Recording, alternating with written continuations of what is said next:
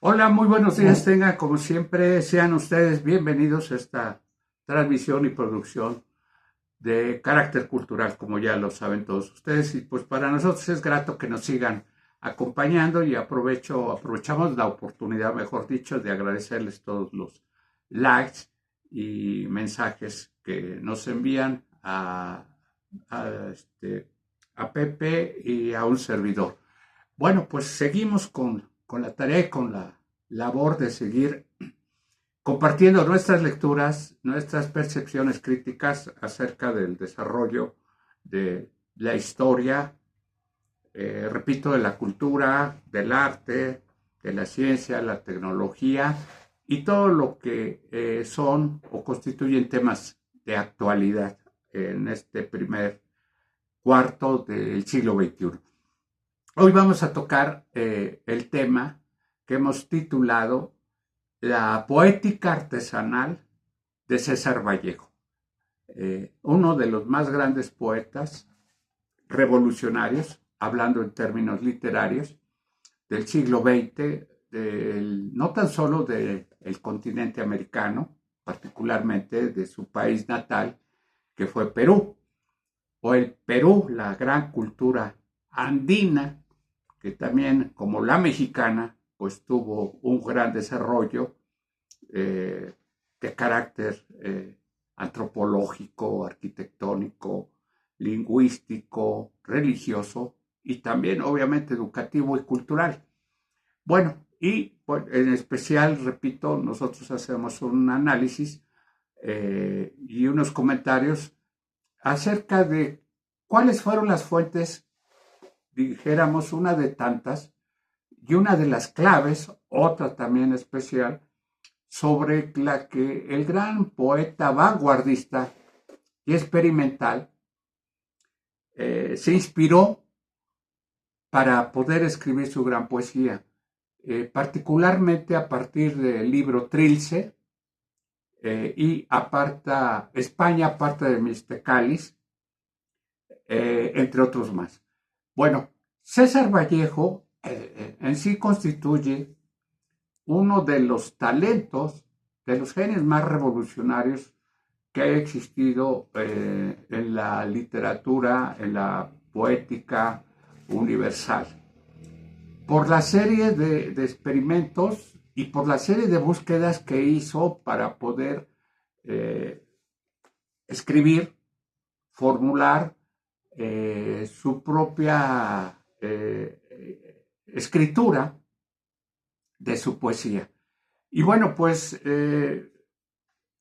César Vallejo, con ese don, espíritu especial que tenía, buscó particularmente en la artesanía andina y sobre todo a partir de los tejidos de telar y de cintura fabricadas manualmente por las indígenas, tanto quechuas como aymaras, que la artesanía de esta zona sudamericana, en este caso específico del Perú, pues cuenta y data con una historia milenaria. La artesanía, como en México, y referente a lo que son los bordados, el vestuario femenino y masculino, pues fue un arte, una creatividad pacientemente cultivada, fabricada. Bueno, específicamente a lo que voy, que la poética de César Vallejo nace de la poética artesanal, de, repito, los bordados, los entramados hechos con hilos de colores, creando diversas figuras geométricas que él observó cuidadosamente y creó sus propias metáforas, o sea, hilando metafóricamente a partir de visibilizar ese entorno físico del tejido indígena femenino.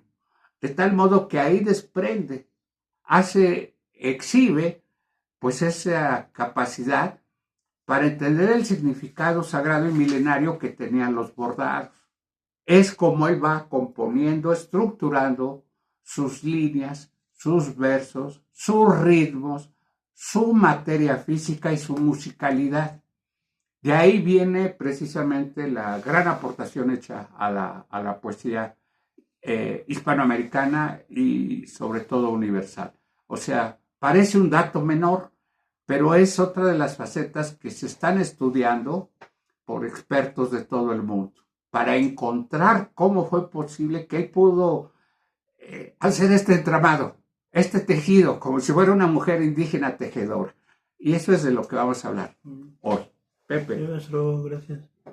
Pues existen críticos, especialistas, lingüistas, que han dicho que la obra de César Vallejo es una obra muy especial, que dicen que la estructura de la obra de César Vallejo, su lenguaje, dice que maneja ciertas, que no maneja ¿cómo se llama? La gramática como la manejan todos los escritores, la mayoría de los escritores, y César Vallejo tuvo ese don de que en su poesía se encontraban sus sintaxis un poco diferentes. O sea, el orden de las palabras es lo que trata de explicar el maestro, que es entramado, pues así se ve en la poesía de César Vallejo, pero no es un entramado un poco rígido, ¿no? Sino que su poesía de César Vallejo tiene mucho contenido emocional. Por ejemplo, cuando está en poema, en Poemas Humanos, en su libro de Poemas Humanos, donde dice que está con su mamá y sus hermanos en la mesa, que están almorzando, están desayunando, todos, y que tocan la puerta. O sea, en esa escena de ese poema se ve muy bien, y en otros, ¿no? Cómo es su entramado poético de César Vallejo. Y ese es el gran logro que ha tenido este poeta peruano, y además su carga emocional. Yo me preguntaba por qué sufría César Vallejo, o qué es lo que padecía, que sufría mucho, porque se ve un poco en su poesía que siente demasiado las cosas, ¿no? Entonces, pues ese es un poco el punto. Sí, quisiera añadir, en base al tema que estamos tratando y compartiendo con todos y todas ustedes, es que, digo, quisiera ser lo más claro y literal posible para poder desarrollar este tema. Lo que hizo César Vallejo fue mimetizar el lenguaje escrito con el lenguaje del tejido, del tapiz geométrico, repito, fabricado de manera ancestral arcaica en las montañas y las sierras del Alto Perú. César Vallejo, al igual que José Carlos Mariátegui y José María Carlos Arguedas, pues eran antropólogos, eran etnógrafos, estudiaban todo el folclore, o estudiaron, mejor dicho, bordearon y se introdujeron en el mundo indígena. De tal modo que más allá de las construcciones de sus grandes edificios, por ejemplo, el Cusco o Machu Picchu, ellos se centraron, repito, en entender, en aprender los lenguajes indígenas, pero también de aprender de sus tradiciones y costumbres, de tal modo que ellos valoraron culturalmente, como hoy lo está haciendo también esta doctora en antropología, feminista, activista de izquierda, María Rivera Cusicanqui, una intelectual muy reconocida a nivel mundial, en Bolivia.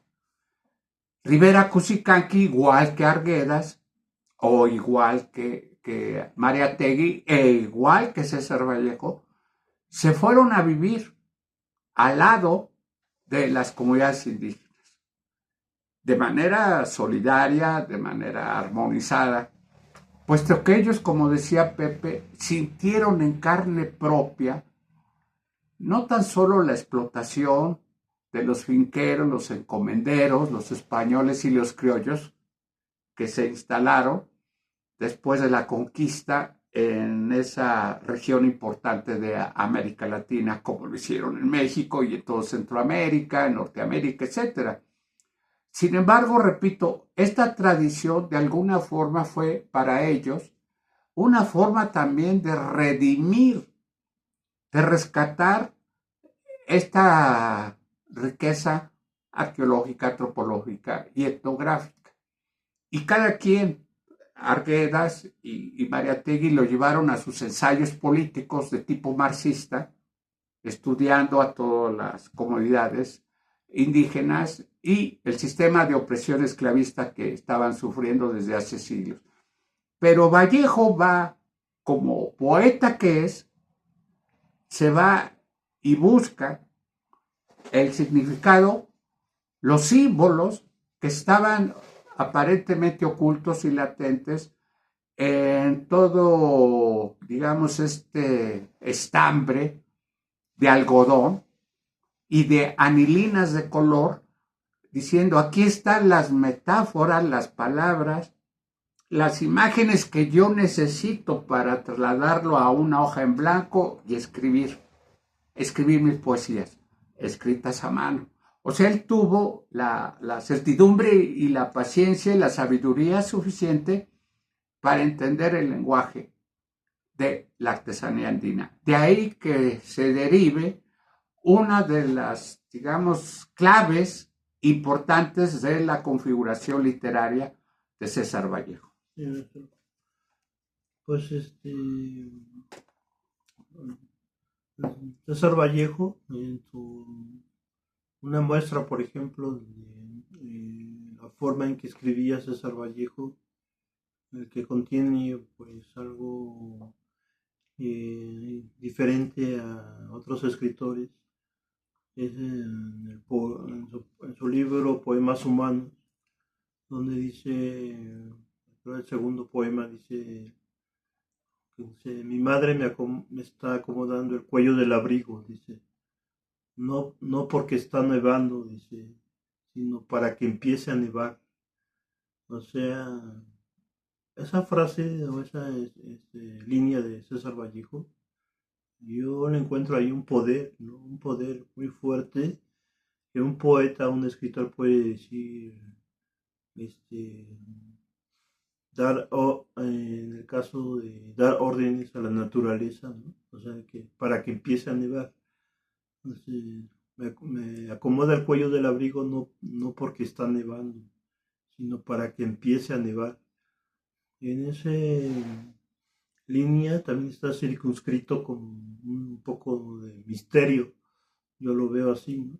Y ese como muchos otros poemas, ¿no? O sea, por eso César Vallejo podríamos decir que es un poeta único por todo lo que, cómo nos muestra la realidad, hasta un poco desdoblada. O sea, no sé, tiene ahí efectos que hace que el lector se quede un poco sorprendido. Sí, creo aquí que es necesario dar otros referentes para poder fundamentar este enfoque sobre la poética artesanal o la artesanía poética de César Vallejo, que es única en el mundo, ¿eh? No cualquier poeta hubiera hecho eso, aunque se inspiraron en otras fuentes y utilizaron otros métodos. Pero los referentes que quiero dar, en primer lugar, ¿de dónde salen los hilos? ¿De dónde salen sus amarres y sus nudos? Es decir, el material físico, mejor dicho. ¿De dónde salen? Pues salen de la naturaleza. Son sembrados, cultivados con las semillas respectivas o tomadas de los árboles, de las cortezas de los árboles. Son tomadas de, pues, una serie partes de la naturaleza que pues es para ellos sagrada, porque es fuente de vida, es fuente de alimentación, pero también es fuente de arte, porque se puede llamar un arte, es decir, la habilidad, el manejo, la experiencia que tiene la mujer bordadora, pues es muy especial. Incluso me refiero aquí, hay que acordarse a una mujer mítica, que es Penélope, que mientras espera a que regrese Ulises de su largo viaje y que ella se vea agobiada por la, digamos, entre comillas, amenaza de un matrimonio, ella se da la tarea de alargar esa solicitud de matrimonio tejiendo una pieza para Ulises en una rueca hincada de rodillas, tejiéndola y destejiéndola para no terminarla, o sea, de manera maliciosa, diría hasta de manera tramposa, la Penélope de Homero, pues es una figura mitológica de la mujer tejedora y que vale porque ella está esperando al amado, a su esposo, que no es cualquier hombre, al cual ella desea que retorne lo más pronto posible para sacarla de ese apuro. Pero mientras, Penélope, la mitológica Penélope, teje y desteje. De día teje y de noche desteje.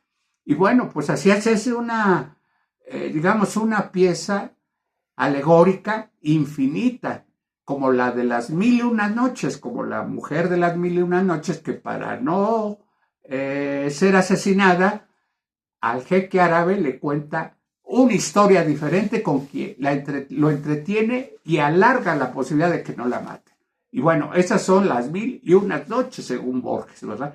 Entonces esto también me remite, pero antes de explicarlo, quiero hablar de la Malinche, de esta figura también mitológica de nuestra cultura mexicana, antigua, milenaria y ancestral.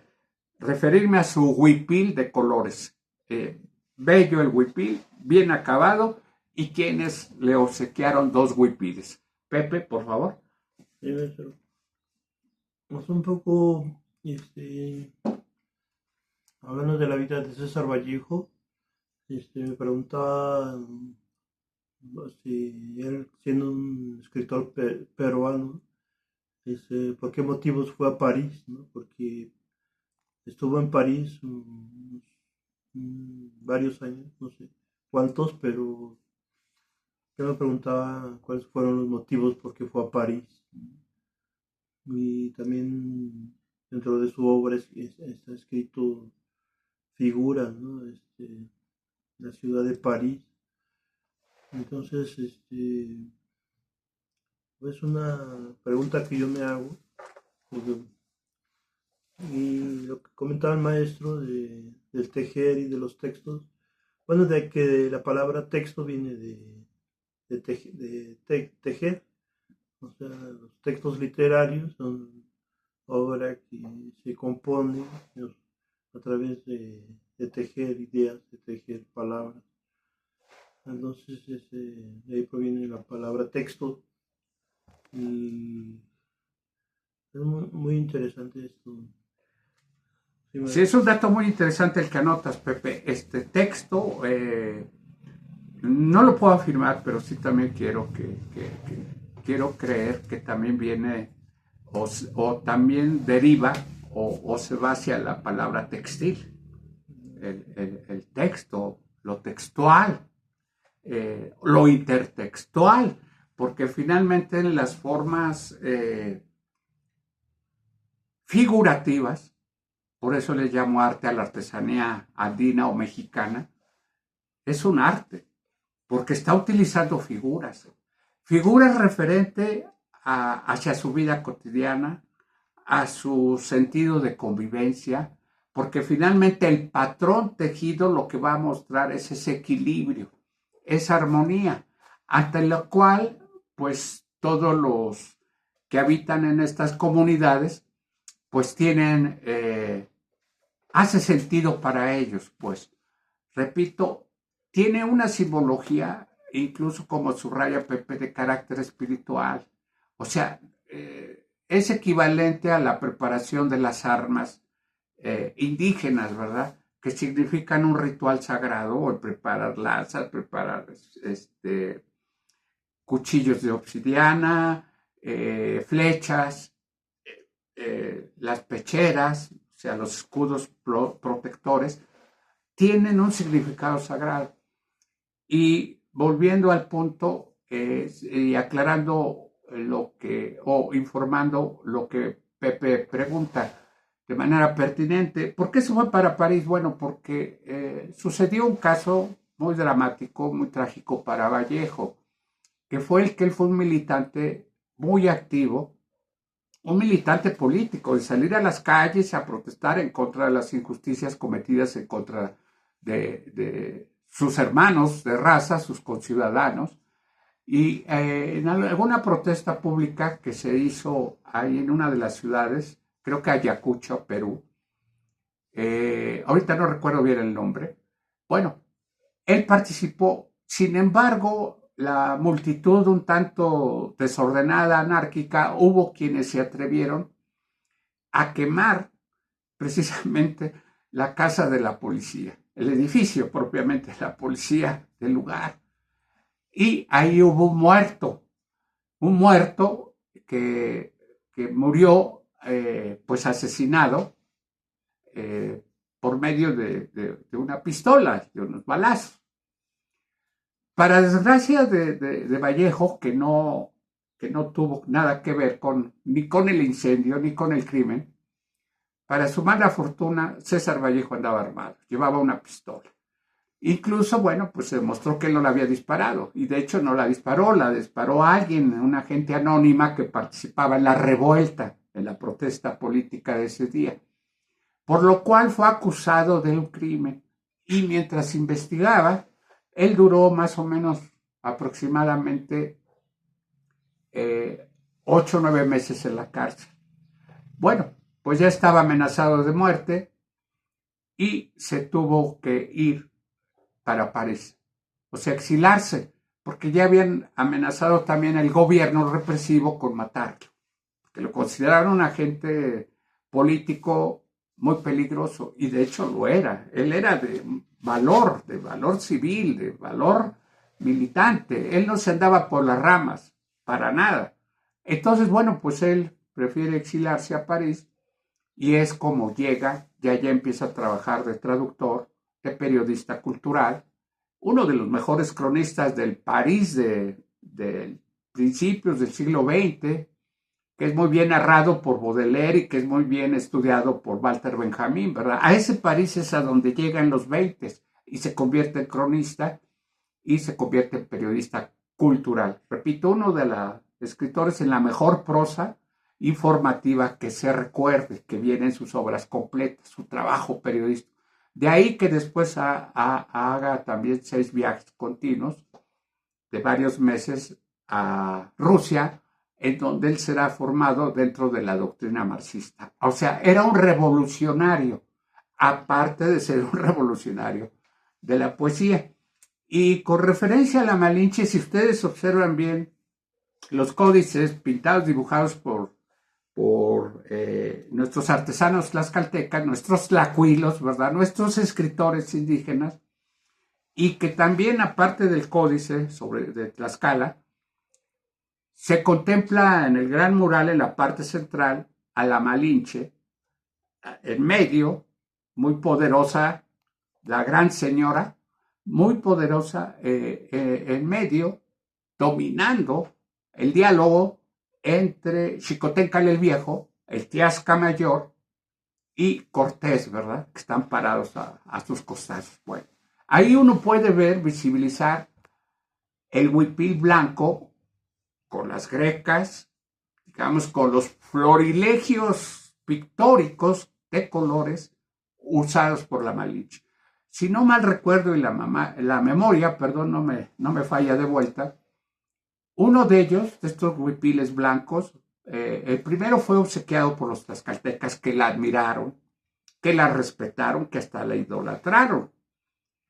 Finalmente la montaña La Malinche lleva el nombre de ella, puesto por hace muchísimas décadas por las comunidades indígenas. La Malinche, así se llama, o Matlalcueyet en el nombre original en náhuatl.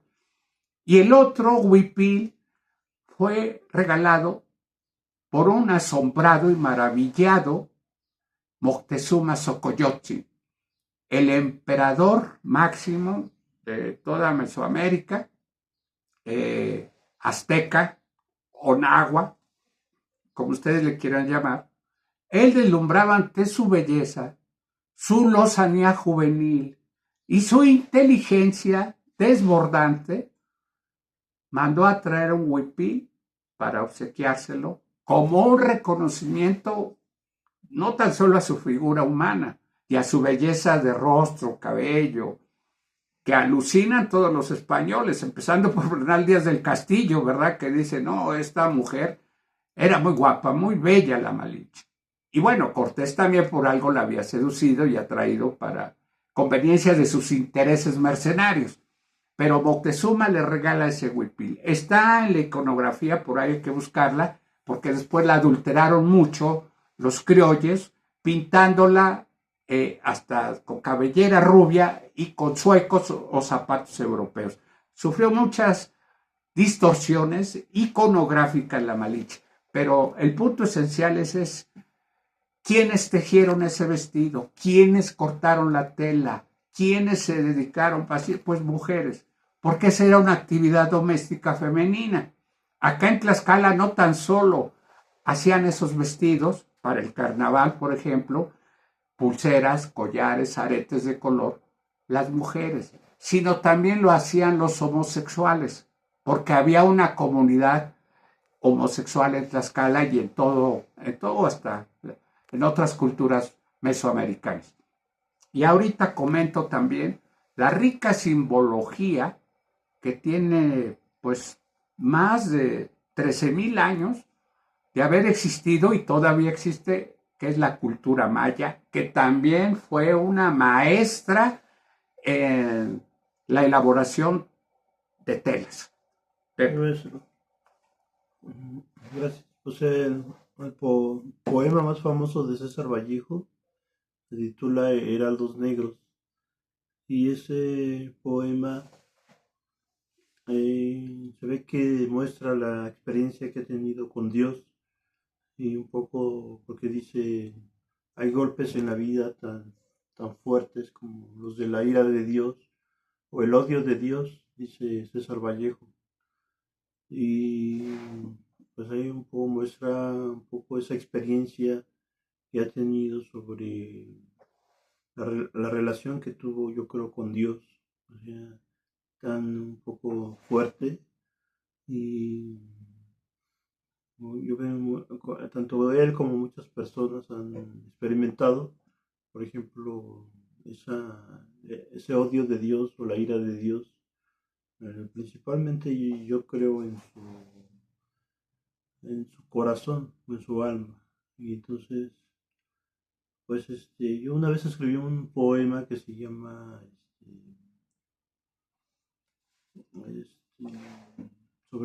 sobre Dios o sobre los dioses. Y entonces, pues ese es el punto, maestro. Sí. Si quiere decir algo más, maestro. Sí, cómo no, ya para concluir, Pepe. Sí, hay muchas vetas, muchas fuentes y muchas líneas de investigación y de estudio que ha dejado una obra tan trascendente, que no es cerrada, que no está olvidada y que no es ni siquiera fragmentaria. No, la obra de César Vallejo, como la de Juan Rulfo, ¿verdad? Pedro Páramo y Llano en Llamas, ya pasaron por siglos a la historia de la humanidad como arte. Pero bueno, la mitología en conclusión de César Vallejo, la mitología poética de él, está directamente relacionada con la mitología artesanal femenina del milenario, sagrado e invencible país de Perú, hermano país nuestro, que sufrió la misma destrucción por parte de los genocidas españoles. pero sin embargo, repito, en defensa de sus lenguas, en defensa de sus territorios, su cultura, tradiciones, religión, educación y todo, ellos siguen luchando y siguen sobreviviendo. Y de esto habrá más testimonios seguramente, porque hoy las miles de páginas que dejó pendientes por estudiar en sus archivos César Vallejo están incluso queriendo ser adquiridas y compradas por las universidades del primer mundo, especialmente las estadounidenses, ¿verdad?, en el imperio, que quieren adquirir todo este material inédito para seguirlo estudiando. Seguramente ellos van a encontrar otras líneas, otros accesos a la obra tan vasta, tan original y universal de César Vallejo. Por lo mientras, bueno, pues ya platicamos hoy nuevamente, gracias a la oportunidad que ustedes nos brindan de escucharnos en estas transmisiones cotidianas, y pues les agradecemos, bueno, mi amigo Pepe José Pérez Márquez, que hoy me acaba de dar una grata sorpresa porque me acaba de mostrar 3 nuevos poemas excelentes, a mí me parecieron, no por el hecho de que sea mi amigo, yo dejo ser crítico, analista en la medida de mis posibilidades intelectuales, pero me agradaron mucho. Ojalá Pepe nos brinde la posibilidad y la oportunidad de poder leer algunos de ellos, de su producción más reciente que está inédita. Entonces, esa es una buena noticia en lo personal y yo espero que próximamente sea para ustedes en otra transmisión. Así que repito, a nombre del poeta y sociólogo José Pérez Márquez, que ahora anda metidazo, muy metido en el periodismo cultural, pues, y a nombre de un servidor, del mío propio, les damos las más cumplidas gracias. Hasta luego. Hasta luego, gracias. ¿Cómo viste? Ya di la primicia.